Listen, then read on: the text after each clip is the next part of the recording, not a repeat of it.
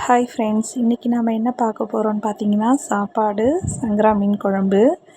மீன் குழம்பு எப்படி செய்கிறதுன்னு பார்ப்போம். இப்போ பார்த்திங்கன்னா, கடாய் வச்சுக்கணும்.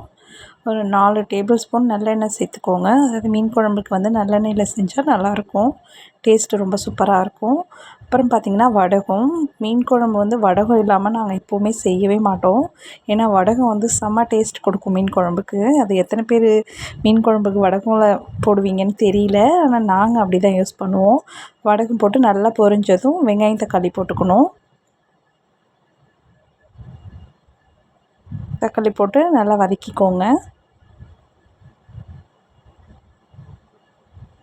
நல்லா வதக்கிக்கிட்டு கொஞ்சம் கல் உப்பு கூட போட்டுக்கலாம். போட்டு நல்லா வதக்கிக்கோங்க.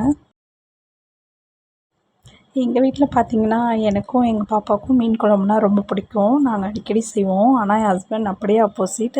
அவங்களுக்கு மீன் வாசனை சுத்தமாக பிடிக்கவே பிடிக்காது. நானும் மேரேஜ் ஆன புதுசில் அவங்களுக்காக மீன் சாப்பிடக்கூடாதுன்னு நினச்சிட்ருக்கேன். ஆனால் என்னால் அந்த மாதிரி இருக்கவே முடியல. நான் சாப்பிட்ருவேன் எப்படியோ.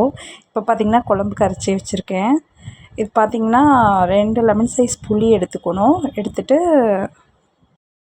கொஞ்சம் தேங்காய், சோம்பு 1/2 டீஸ்பூன் போட்டு அரைச்சி வச்சுட்டு குழம்பு காய்ச்சிக்கணும்.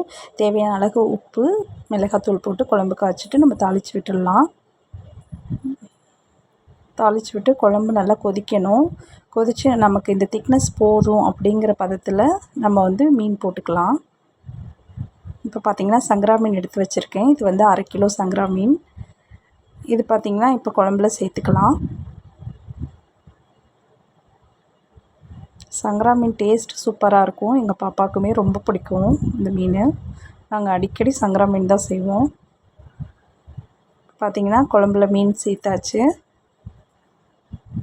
மீன் சேர்த்ததுக்கப்புறம் ஒரு 10 மினிட்ஸ் மட்டும் கொதிக்க விடணும்.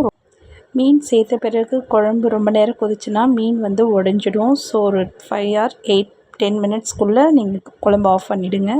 இப்போ நமக்கு சுவையான சங்கரா மீன் குழம்பு ரெடி ஆயிடுச்சு. Thank you friends.